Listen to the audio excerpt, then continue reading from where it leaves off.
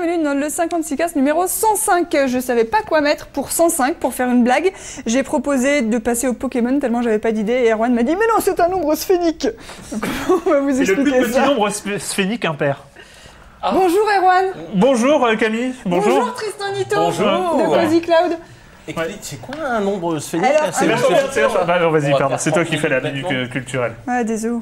Un nombre... Bah non, mais dis ce que c'est qu'un nombre sphénique. Un nombre sphénique, c'est un nombre qui est un multiple de 3 nombres premiers différents. Et alors, en plus, c'est on impair. recommence. Un nombre Mais premier, vous forcément savez, impair. c'est les nombres Non, qui peuvent non. se... Si, vas-y, je t'écoute. Bah non, pas forcément. Un nombre premier, c'est un nombre qui peut se Divisé par 1 ou par divisé lui-même. par 1 ou par lui-même, donc 2, 3, 5, 7, 11, 13, etc. Et donc un nombre sphénique, il faut que ce soit un entier strictement positif, donc 1, 2, 3, 4, 5, etc. Qui est Multiple de 3 nombres premiers différents. Donc par exemple, 30, parce que 30 égale 2 fois 3 fois 5, c'est 3 nombres premiers différents.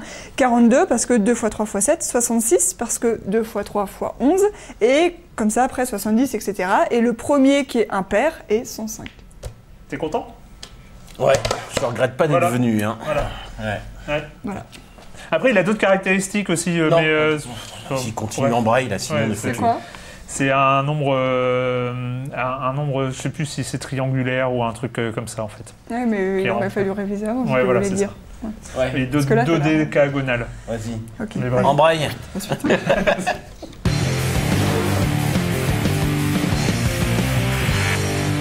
Aujourd'hui, on va vous parler pendant une demi-heure du nouveau réseau social trop à la mode, sur lequel on s'est inscrit Tristan et moi, et après Erwan on a fait venir aussi parce que c'est un truc de jeunes vachement branché.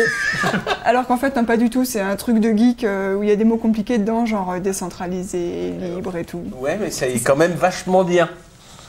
C'est quoi Mastodon, à part un mammifère qui vivait à l'ère tertiaire avec une trompe et dont on... C'est quoi la différence entre un mastodon et un Ok. mammouth? Vous savez qu'on parle de... Là, il est en train de nous faire un plan à la Firefox. Est-ce que c'est un renard ou un pandaron? Non. je sais plus, t'as qu'à aller voir sur Wikipédia. Voilà. Alors moi, c'est pas là-dessus que je suis allé chercher, Ah, d'accord. personnellement. D'accord. Ouais. Moi, je me suis occupé du réseau social, un Ouais. petit peu sauce Twitter, tu vois, mais en mieux. Ah ouais. Et qui décolle vachement à un moment où Twitter quand même plafonne depuis un bout de temps et multiplie les bêtises, puisque récemment ils ont censuré des tweets sur, je crois, United. La Et compagnie aérienne américaine. voilà, qui virait un de ses passagers à coups de latte dans les fesses et dans la gueule. Et évidemment, ils ont supprimé des tweets, et ça, c'était pas une très bonne idée. Et donc, Ils ont supprimé des tweets qui critiquaient United, c'est ça? Oui. Ouais, c'est propre, c'est bien. Et ça, c'était pas une super idée. Et juste à ce moment-là, il y avait un Allemand qui faisait un genre d'alternative à Twitter. Et visiblement, ça aurait pu l'aider à décoller. Et il y a d'autres raisons qu'on va aborder. Alors la petite histoire, c'est donc cet Allemand, il s'appelle Eugène Rochko, il a 24 ans, et il a commencé à bosser sur ce truc début 2016. C'est un gros utilisateur de Twitter qui, en fait, a décidé un jour de faire ce qu'il aurait voulu que Twitter soit. Parce que Twitter, c'était mieux avant, vous comprenez. Déjà, on en a marre des pubs, des tweets sponsorisés, on en a marre du harcèlement, on en a marre, en fait, qu'il y ait trop de cons sur Twitter, mais parce que plus il y a de monde et plus les cons arrivent.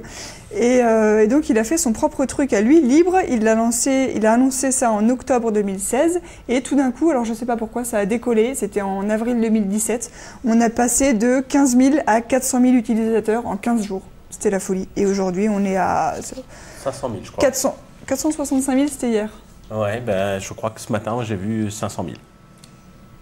Voilà, et ça continue de monter, donc c'est cool. On va peut-être donner une petite définition. Donc, ça ressemble à Twitter.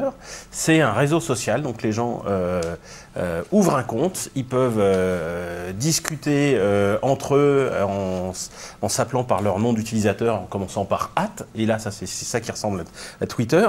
C'est du microblogging, c'est-à-dire qu'on ne fait pas des tartines. Mais là où Twitter est limité à 140 caractères, Mastodon a plusieurs différences. La première, c'est qu'on est limité à 500 caractères. Et là, on respire.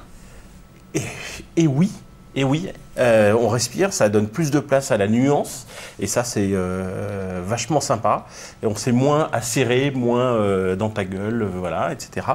Et il y a un deuxième truc qui est aussi très important, même si c'est plus difficile à capter, c'est le fait que ça soit décentralisé, qu'il y ait des instances, il y ait plusieurs instances en fait de Mastodon, c'est-à-dire qu'il y a des îlots en fait de Mastodon, mais qui peuvent communiquer entre eux. Le truc, c'est qu'au départ, Mastodon, c'est un logiciel.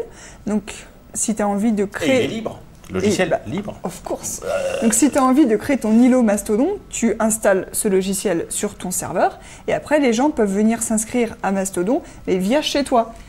Voilà. Et heureusement, ils peuvent communiquer les uns avec les autres. Alors, je crois que quand tu es administrateur de ton instance, tu peux décider si ton instance va fonctionner en vase clos, ce qui est donc très pratique, effectivement, pour éviter le harcèlement, par exemple. Si tu veux faire une communauté très thématisée ou un safe space, comme on dit, où il n'y a pas de méchants, tu dis que les gens parlent entre eux, ou alors tu peux décider que ton instance est fédérée avec les autres, et donc peut... Alors, du coup, on se parle avec des multiples arrobas dans le nom. Bah oui, exemple. Parce que ton nom hâte ton instance. Ouais, c'est ça. Ouais. C'est un peu comme une adresse email en fait. Oui, sauf que ça commence par un au tout début. Donc moi je suis @nito@framapiaf.org. Framapiaf, ça serait pas Framasoft genre qui aurait fait cette instance? Genre l'innocente. Et toi, c'est quoi ton adresse?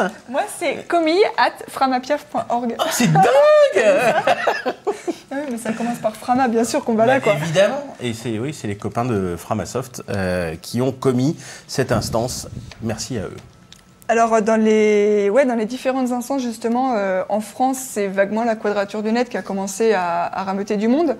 Leur truc s'appelle mamot.fr. Et après, il y a eu Framapiaf, et après, il y en a eu d'autres. Alors, le truc marrant avec les instances, c'est que maintenant, il y en a vraiment des thématiques. Par exemple, il y a Witches, donc comme des sorcières, .town, qui est un réseau féministe, queer, anarchiste, sympathisant. Il y en a un qui s'appelle animallibération.social, donc c'est des militants pour les droits des animaux. Après, tu en as des spéciales Minecraft, spécial experts de la sécurité, spécial animé japonais. Il y a tous les chatons. Alors, les chatons, c'est les collectifs d'hébergeurs alternatifs, transparents, ouverts. Neutres et solidaires. Neutres et solidaires. Bien joué. Je me souviens que ces deux-là. Les Indie Hosters et compagnie, voilà, qui ont fait des instances à eux. Et ce sont des instances ouvertes, toutes celles-là? Ouvertes, c'est-à-dire qui communiquent avec les autres instances. Oui, et puis et où tu peux ouvrir un compte. Et il y en a deux particulièrement marrantes dont j'avais envie de parler. C'est oulipo.social. Donc, sur les principes du mouvement de l'Oulipo qui ont donné une contrainte. Alors, la contrainte, c'est celle de Pérec dans la disparition. Hein. On ne peut pas utiliser la lettre E. Mais c'est-à-dire que physiquement, si tu essayes de faire un tweet, on dit un pouet sur Mastodon. Un pouet alors? C'est ça, si tu essayes de faire un tweet avec un E, il ne part pas. Donc les gens doivent écrire sans E, et c'est très drôle. Et en réaction à ça, il y a quelqu'un qui a créé dolphin.town, et c'est l'inverse, c'est-à-dire que tu ne peux tweeter que des E. Donc à la fin, tu fais des cris de dauphin, ça fait... D'accord. Là, la différence entre 140 et 500 s'atténue. Hein. Non, oui, mais la différence entre... ça et Twitter, elle augmente justement. Puis grâce à cette décentralisation, tu peux définir des règles locales qui fonctionnent sur l'instance, auxquelles les gens qui arrivent sont donc soumis. Et ça te permet de créer, alors évidemment dans ce cas-là c'est loufoque, mais dans d'autres cas, je pense à witches.town, tu as un certain nombre de règles. Alors moi j'ai noté parce que c'est très intéressant. Witches.town est là pour fournir un endroit accueillant sur Mastodon pour les personnes queer, féministes, anarchistes et compagnie, ainsi qu'à leurs sympathisantes. Et ben voilà. Ce qui est super intéressant, c'est que si tu fais partie de cette population-là et que tu en as marre de te faire harceler sur Twitter à cause de ton orientation sexuelle ou autre, et ben tu vas là et tu sais bien que les gens qui sont sur cette instance vont respecter ton identité sexuelle, tes préférences. À un moment, il va être banni et c'est tout. Éjecté et voilà. Et tout le monde. Et ça veut pas dire qu'on le censure. C'est-à-dire qu'il n'a pas le droit d'être là, mais il peut être sur une autre instance. Et réciproquement, chez les amoureux des animaux, si tu arrives et que tu poses poste une côte de bœuf saignante, eh ben, c'est probablement pas sur l'instance bien Animal accepté. Libération, il est marqué le spécisme fait partie des trucs interdits. T'as le sexisme, les discriminations et le spécisme. Voilà. Et chacun ses règles. Et d'ailleurs, c'était le but de Eugène Rochko là dès le début. Alors lui, c'est lui qui a lancé la première instance qui s'appelait, c'était quoi? Mastodon.social, voilà. Quand il en est arrivé à 45 000 utilisateurs, il a dit wow, vous allez peut-être lancer vos propres instances parce que moi, j'ai pas que ça à faire sur mon serveur. Surtout que ça coûte des sous quand même. Une machine qui hoste 45 000 comptes, ça commence à coûter tous les mois. Hein. Et c'est lui qui a dit, qui a commencé à montrer l'exemple en donnant des règles, en disant chez moi, voilà, c'est explicitement interdit de faire des discriminations sur le genre, l'orientation sexuelle, et je vous bannis. Et ce qui arrive à la création, parce que c'est une des problématiques qui était importante au moment, au moment des grosses problématiques de harcèlement sur Twitter ou sur Facebook ou sur les réseaux sociaux centralisés et mondiaux, c'est comment réagir et tous les gens qui se sont dit il faut créer des safe spaces dont tu as parlé tout à l'heure, c'est-à-dire des zones où on sait que c'est bienveillant, qu'on n'est pas là, qu'on n'a aucun risque de se faire harceler, ou même si ça arrive, c'est le harceleur qui, lui, sera mis en minorité et sera expulsé tout de suite. Ce qui crée aussi des zones intéressantes, en fait. Oui, c'est intéressant parce que sur Twitter, du fait du mode centralisé, ça rendait très compliqué ce genre de choses. C'est-à-dire, soit tu censures Elgus et on peut pas accommoder en fait toutes les sensibilités en un seul endroit. Mais si tu commences à décentraliser, là à ce moment-là, tu arrives à avoir des chartes et des visions sur chaque instance et on peut créer ces safe spaces sans pour autant empêcher les autres de totalement s'exprimer. C'est-à-dire que moi, si je mets une photo de côte de bœuf parce que il se trouve que je mange de temps en temps de la viande. Ça parle pas mal de cuisine sur Mastodon. Oui, mais je comprends que ça puisse choquer des personnes et donc je vais pas la poster là. Et il y a même une fonctionnalité dont il faut peut-être qu'on parle. Alors, il y a une gestion très fine de la confidentialité justement. Sur exactement. Mastodon. De la confidentialité et aussi des trucs dits content warning. C'est-à-dire que si je poste un truc qui peut ne pas plaire à certaines personnes, eh bien, au moment de la composition du message, je peux, en fait, je clique sur le CW, il y a un petit bouton CW, eh bien, je mets mon image ou mon propos, il va être caché, et au-dessus, il y a un champ qui est apparu, et je peux mettre une description du problème. Puis le reste qui est caché par un bouton. Voilà. Donc ça peut servir aux images not safe for work, ça peut servir aux images, tous les trigger warnings, les trucs qui peuvent choquer. Et ça peut. Les spoilers. Voilà. Et j'ai aussi vu passer des usages assez marrants. Avant le premier tour, on n'en pouvait plus que ça parle d'élection présidentielle partout. Moi, je me suis muté tous les noms des politiques sur Twitter parce que je pouvais plus les voir. Et ben là, il y avait des gens qui parlaient politique en mettant en haut on parle politique, et après, tout leur discours était caché derrière le content warning. Et si tu veux le voir, tu cliques dessus, ça apparaît, et puis si tu veux pas, tu cliques pas. Voilà, il suffit juste de mettre, attention, c'est politique. Et même plus généralement sur la confidentialité, donc ils ont, tu peux régler si tes tweets par défaut apparaissent. Alors il y a le fil global, qui est la colonne où s'affichent tous les poètes. Je suis désolée, c'est ridicule. Tous les tweets de tous les gens sur toutes les instances. Et tu as le fil local qui sont tous les tweets des gens sur ton instance. Et tu peux choisir si par défaut tes tweets s'affichent là-dedans ou pas. Ce qui peut aussi aider à ce qu'on arrête de t'emmerder et que les gens viennent pas si tu as des propos polémiques sur un sujet, par exemple, parce qu'on ne vienne pas t'embêter avec ça, tu décides que ça n'apparaît pas sur les fils publics et que c'est que pour tes abonnés. Et après, tu as aussi la version message privé, ne peut pas être trouvé via un moteur de recherche, des trucs comme ça. Il faut peut-être parler de vocabulaire, non ? Ouais, vas-y. Ouais. Alors déjà, qu'est-ce que c'est une instance ? C'est un endroit qui héberge, c'est un serveur Mastodon où se retrouvent des gens connectés à Mastodon sous un certain nombre de règles qui sont décidées par cette instance. Tu as parlé de poète aussi. C'est la traduction de toute en anglais. C'est-à-dire qu'il ne voulait pas de tweet, évidemment, puisque c'est sûrement déposé par Twitter. Mais ce petit message, on l'appelle un tout in English. Et en français, ça a été traduit par poète. Pourquoi pas, hein. Pas la meilleure idée du monde. Hein. Là, c'est marrant parce qu'on je suis preneur de vos alternatives. Écoute, il faut y réfléchir, mais poète, ça ne va pas pouvoir rester. Non, mais à un moment, si on veut être, en plus, si on veut convaincre les gens que c'est une bonne idée, que c'est un truc sérieux et tout, tu peux pas dire on fait des poètes. Au niveau de l'image, quoi. Attends, parce qu'il faut quand même savoir que Twitter, on fait des cuits. Des cuits, tu vois. Oui, Oui, mais on le dit. Ouais. Oui. Oui, mais... Ouais, mais c'est complètement con. Hein, non, mais ça, c'est les anglophones n'ont qu'à l'assumer. Mais nous, on s'en rend pas compte qu'on fait des cuits quand on dit qu'on fait des tweets. Ouais, on peut faire des poètes. Ou des toutes. Tu veux touter, toi? Bah non, pas trop non plus. Bon, bah, j'attends, je vous mettrai une petite boîte à idées, hein, et j'attends vos post-it. Hein. La notion de retweet. Oui, on booste, je crois. On s'appelle booster, ouais. Donc en fait, tu cliques avec ces deux flèches qui se... comme un recyclage un peu, et ça veut dire que tu retweets, et beaucoup comme un retweet. Ça s'appelle un boost. Je booste ton message. On ne like pas avec des cœurs, mais on met en favori, comme à l'époque où Twitter c'était mieux, avec une petite étoile. Avec une petite étoile qui a une animation... À l'époque où Twitter c'était mieux. Non, mais c'est vrai, parce que je préfère mettre en favori. Parce que parfois, il y a des trucs horribles dont je veux me souvenir, et cliquer sur le bouton like dans Twitter, ça me fait mal aux fesses, quoi. C'est pas possible. Je peux pas liker des horreurs, quoi. Enfin, par contre, je peux les mettre malheureusement en favori, enfin un endroit où je vais m'en souvenir. Alors, monsieur Nito, est-ce qu'il y a des applis? Ah mais complètement. Bon, alors déjà ça marche dans un navigateur web sur ton PC, c'est la façon première d'y aller.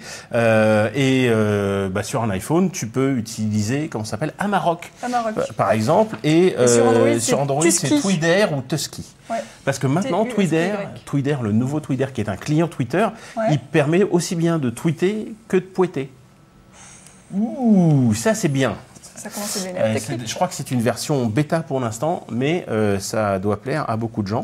Alors ça va très vite parce que il y a de plus en plus d'utilisateurs, la courbe est incroyable, mais il y a aussi de plus en plus de développeurs. Si on va voir,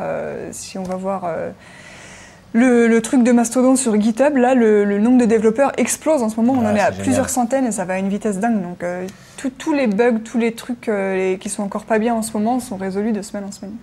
Voilà, donc Amarok, Twitter ou Tusky, ces deux derniers pour Android, Amarok étant pour l'iPhone. On va faire une pause what the fuck. Ah bon? Ouais, parce que j'avais envie de vous montrer les bonbons qui fondent. Oui, c'est comme ça. J'avais envie de vous montrer les bonbons qui fondent. T'as pas envie de voir des bonbons qui fondent sur fond de Vivaldi? Ah bon, ça c'est... T'as pas le choix. Vas-y, il y a plusieurs boutons.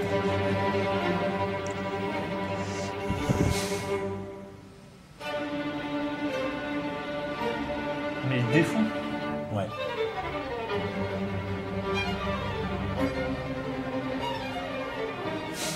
C'est pour ça que j'aime Internet.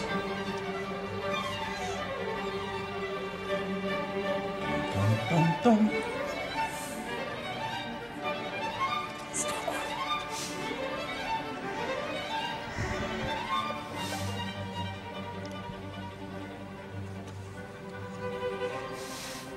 Je sens un rapprochement. Oh oui, mange-moi.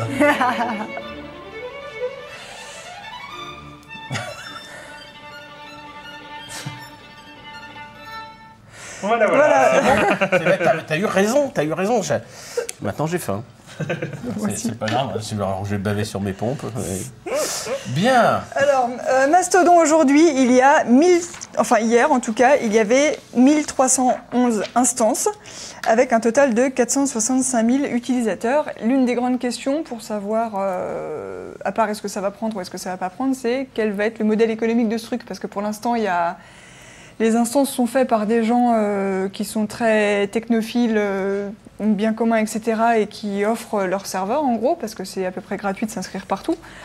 Sauf que on va bientôt voir arriver des instances payantes, non? Un système d'abonnement. C'est assez gourmand quand même. Ça bouffe pas mal de ressources et donc ça veut dire qu'il faut bien qu'il y ait quelqu'un qui paye la facture de serveur parce que y a le prix des machines, le prix de l'électricité qui est au moins aussi important et puis l'hébergement, l'accès Internet, etc. Et la maintenance. Alors la maintenance, peut-être que des bénévoles peuvent donner du temps, mais c'est quand même une expertise qui vaut cher. Mais le reste, c'est du vrai argent qu'il faut bien que quelqu'un sortent.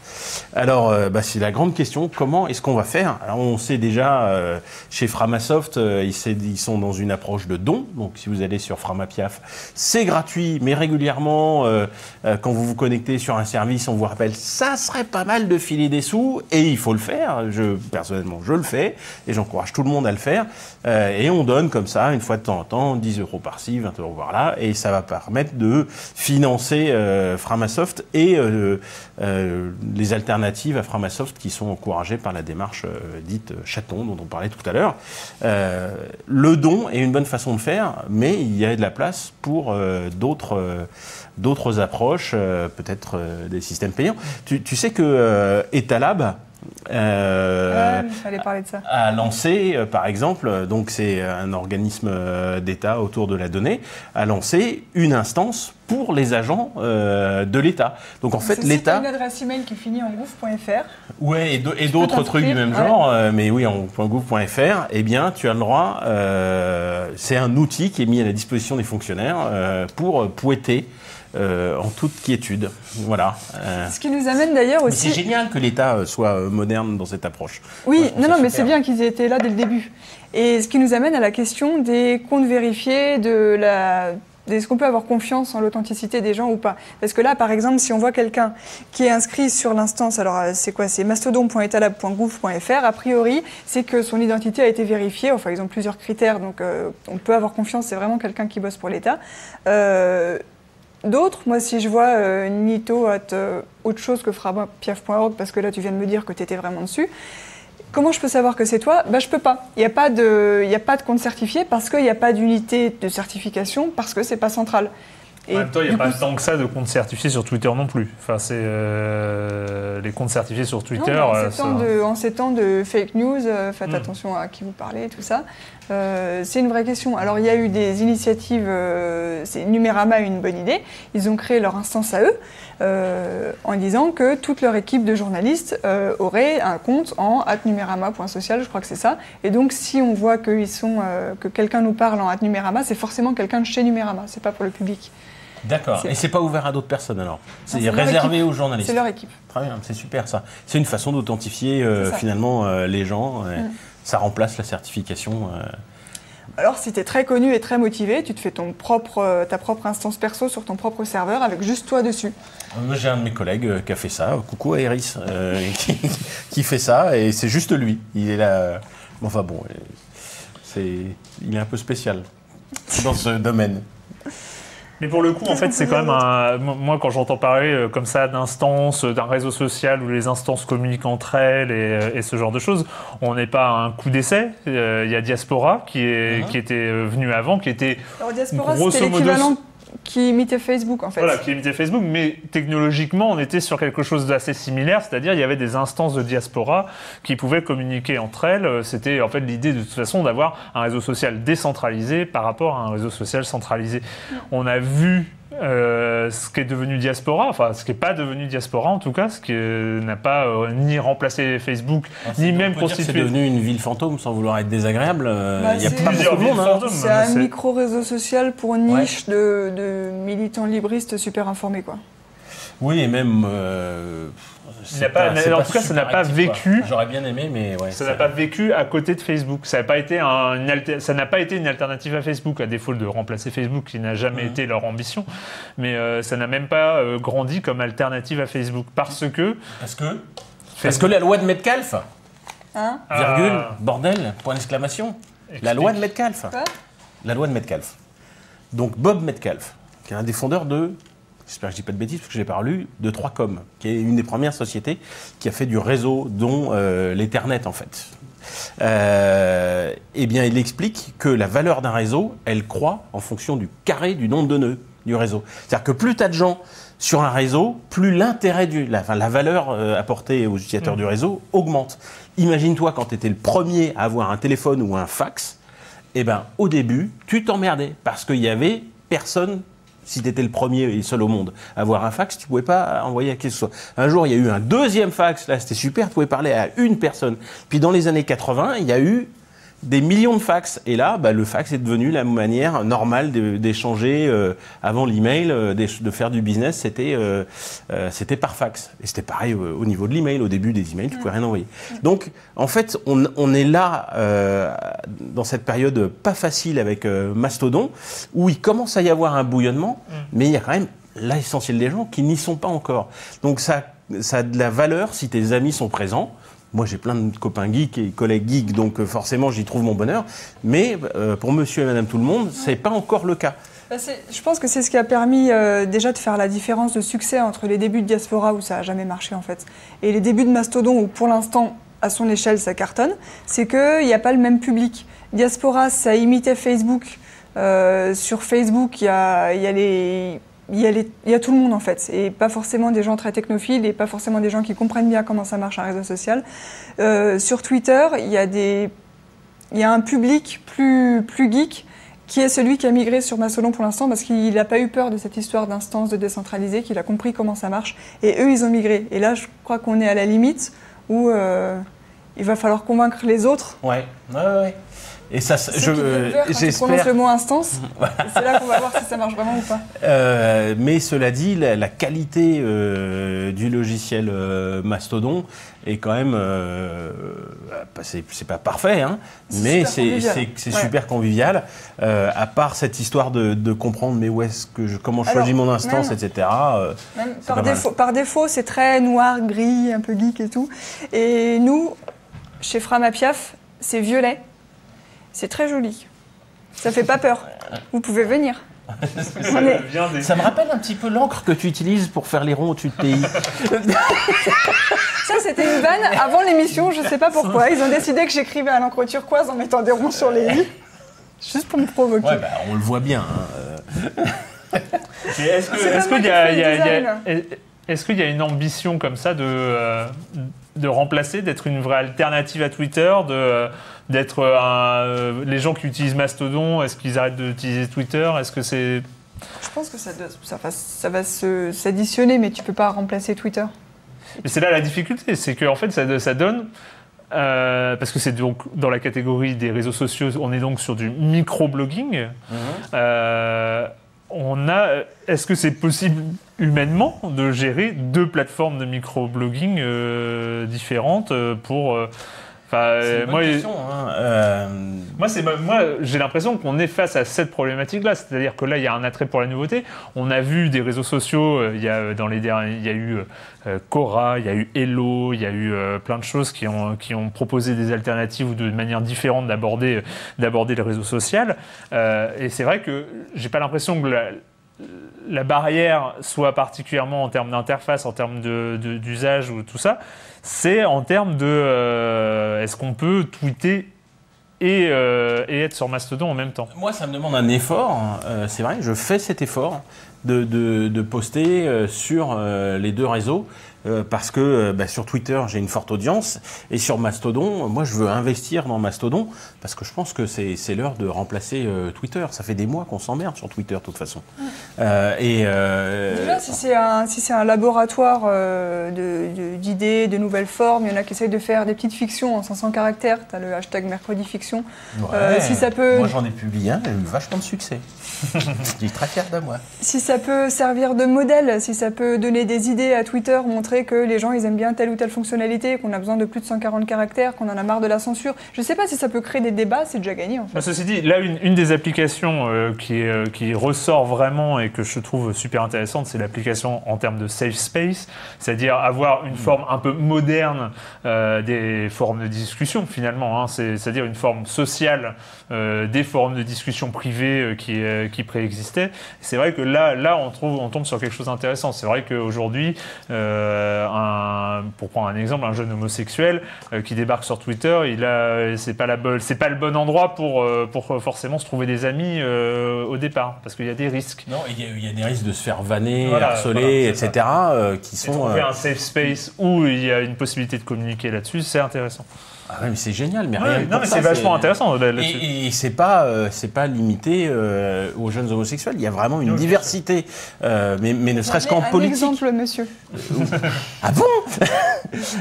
Non, mais il faut le dire, il faut pas que ça soit catégorisé comme ça.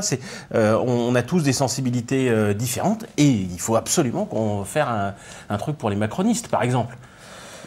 Est-ce qu'il y a une instance pro-Trump?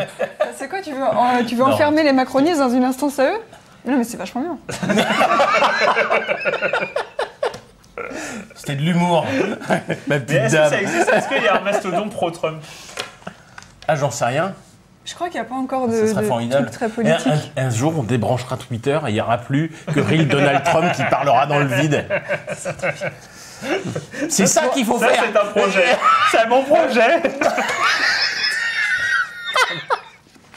On est en train de riper. Bon, bah, on va clôturer là maintenant. Je pense que c'est l'heure. Vous avez vu l'heure, hein? Ouais. Moi, ce que je vous propose, Monsieur Nito, c'est que vous reveniez dans un certain temps, qu'on fasse un bilan de ce qu'est devenu Mastodon. Avec plaisir. Je voudrais juste une citation pour finir du camarade Plume, qui est sur Mastodon aussi, qui dit « Mastodon est un réseau social, Twitter et Facebook sont des réseaux publicitaires. » Punchline! Vachement bien. Mic drop, tout ça. C'est bon?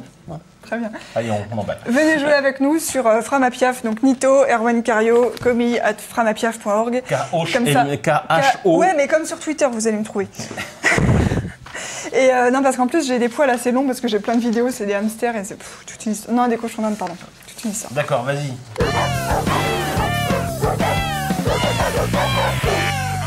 Je voulais faire un petit retour sur une vidéo de janvier 2016 qui a fait 143 000 vues. C'est pas énorme, alors que le potentiel est énorme. Ce sont, je cite, des cochons d'Inde sautant au-dessus de la lave. Et ça ressemble à ça. Oh mon Dieu, non! Ah si! Va-t-il tomber? Est-ce qu'il va toucher? Non! Il a sauté, bravo! Alors, il y a bien quelques bruits bizarres dans la vidéo. On n'entend pas trop d'ailleurs. Qu'est-ce que ça? Mais... foutu. Non, il a réussi!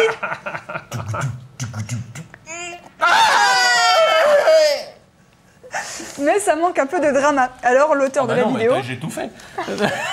Mais... Pas dans la vidéo elle-même. Et donc l'auteur a fait appel à un certain Andrew McMurray pour rajouter des effets spéciaux. Attention.